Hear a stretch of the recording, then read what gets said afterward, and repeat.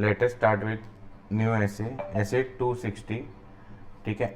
नाम क्या है, कम्युनिकेशन विथ TCWG। इसमें जो इम्पोर्टेंट मैटर्स कम्युनिकेट करेंगे उसमें से कुछ मैटर्स उठा के किधर डालेंगे, की ऑडिट मैटर्स। वो कौन सा ऐसे 701 मैटर्स टू बी कम्युनिकेटेड, ठीक है। तो मैटर्स क्या क्या कम्युनिकेट करेगा, auditors responsibility in relation to financial statement, plan scope and timing of audit, फिर सिग्निफिकेंट फाइंडिंग, सिग्निफिकेंट डिफिकल्टीज, ठीक है। देखो सिग्निफिकेंट फाइंडिंग्स, और लास्ट में क्या है, statement with respect to compliance of ethical requirements regarding independence.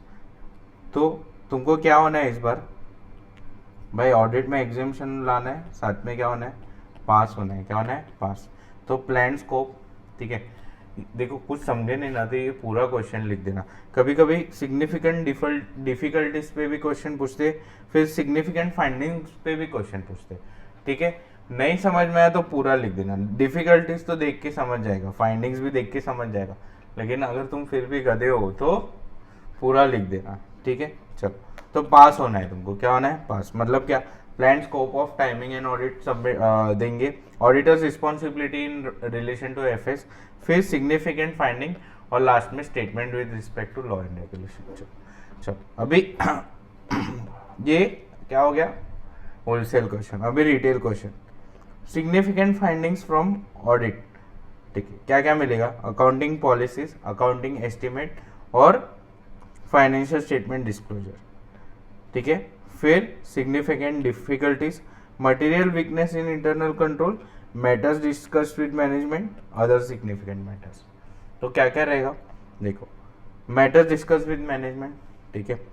फिर अदर सिग्निफिकेंट मैटर्स, अरे वाह, material weakness in internal control, significant difficulties, accounting policy, accounting estimate, financial.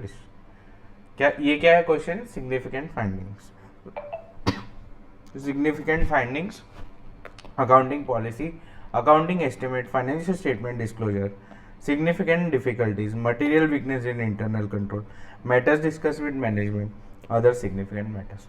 और significant difficulties तो उसका रिटेल क्वेश्चन क्या है, तो ये तुम एज्यूम करो तुम्हारे साथ ऐसा होता है, ऑडिट करने जाओगे, significant delay in providing information, unnecessary brief time to complete the audit, extensive unexpected effort to obtain access, मांग रहे दे ही नहीं रहे, ठीक है।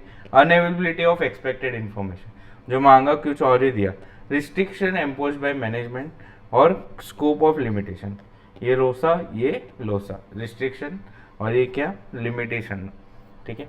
तो देखो ये सेम है, restriction impose by management, scope limitation, दो डिफिकल्टी हो गया।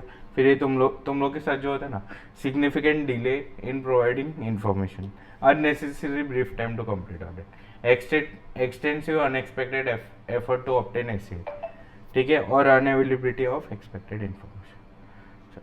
समझा, क्या सिग्निफिकेंट डिले कर रहा है, अननेसेसरी ब्रीफ टाइम लग रहा है, एक्सटेंसिव अनएक्सपेक्टेड एफर्ट लग रहा है, unavailability of expected information, restrictions impose by management, और लास्ट में क्या है, scope limitation impose by management. ये क्वेश्चन अच्छे से करके जाना भाई, सॉरी। ये फैक्टर्स वाले क्वेश्चन भी बहुत इंपॉर्टेंट रहते हैं। अभी ये क्या है, factors affecting mode of communication. तो पहला पॉइंट क्या आएगा, साइज, साइज मैटर्स और डज नॉट मैटर्स, चलो, ऑफ एंटिटी फॉर ऑडिट, ठीक है। Size, operating structure, control environment, ठीक है। फिर in case of audit of special purpose, whether auditor has also audit the entity's general purpose fund, ठीक है। फिर requirements with respect to law, फिर expectation of TCWG, the amount of ongoing dialogue between auditor and TCWG, और significant changes in the membership of governing body. Question क्या है, factors affecting mode of communication. अपने को TCWG को communicate करना है, तो मोड क्या अफेक्ट कर, सॉरी फैक्टर्स क्या अफेक्ट करेंगे। तो 3 पॉइंट है ना, लास्ट का एकदम सिंपल है। पहले तो सामने वाले का एक्सपेक्टेशन क्या है, तो एक्सपेक्टेशन ऑफ TCWG क्या है, जो ऑनगोइंग डायलॉग मतलब रोज का वार्तालाप क्या किधर किधर तक पहुंचा है, ठीक है। तो ongoing dialogue between auditor and DCWG, और लास्ट में क्या, significant changes in membership of governing body, ठीक है। फिर बाद में क्या है, रिक्वायरमेंट्स ऑफ लॉ। क्या रिक्वायरमेंट्स ऑफ लॉ, पहला पॉइंट क्या है, साइज। सबका पहला पॉइंट ऑलमोस्ट फैक्टर्स का रहता है, नेचर एंड साइज होगा। फिर स्पेशल पर्पस है तो जीपीएफ का ऑडिट भी ऑडिटर यही कर रहा है कि कोई और कर, और रिस्पेक्टिव रिक्वायरमेंट्स ऑफ लॉ। चलो इधर आओ, मतलब इधर आओ, मतलब याद देखो, पहला साइज, दूसरा रिक्वायरमेंट ऑफ लॉ याद आ रहा है, फिर एक्सपेक्टेशन ऑफ DCWG याद आ रहा है, ऑनगोइंग डायलॉग याद आ रहा है, फिर लास्ट में significant changes in membership body. अभी कौन सा एक बच गया था, रिक्वायरमेंट्स रिस्पेक्ट टू लॉ, ये एक्सपेक्टेशन ऑफ, वापस रिवाइज करो, कंफ्यूज हुए।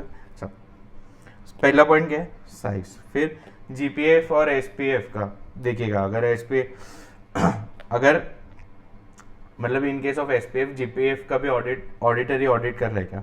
फिर रिक्वायरमेंट ऑफ लॉ, फिर ये टीसीडब्ल्यूजी के रिलेटेड पॉइंट, तो expectation of TCWG, ongoing dialogue और significant changes in membership of government. समझा, साइज, फिर बाद में क्या है, जीपीएफ एसपीएफ, लॉ, फिर लॉ, फिर एक्सपेक्टेशन ऑफ टीसीडब्ल्यूजी, फिर ऑनगोइंग डायलॉग और significant changes membership of audit, ठीक है। तो इधर अपना 260 भी होता है खत्म।